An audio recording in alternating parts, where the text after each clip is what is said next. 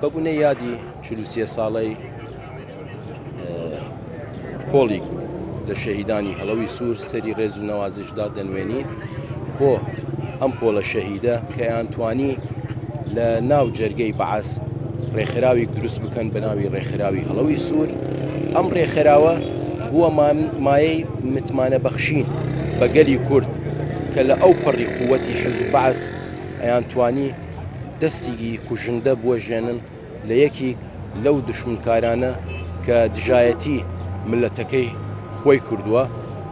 و لە ناو جەرگەی بەغدا ئەیانتوانی عوسمان فایق بیکوژن و هەروەها کۆمەڵی چالاکی تریانیش کرد، بەڵام بەداخەوە بۆ هۆی دزەکردنی جاسووسێک بۆ ناویان ئیشەکەیان کەشف کرا و لە سێدارە دران و لە حکوم دران. بێگومان ئەو ڕێکخراوەیە کە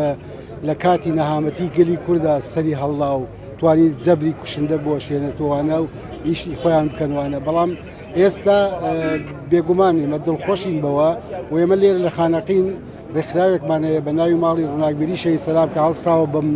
چالاکیە و جگە لەوەشە کۆبوونەوەی کتێبخانەیەک و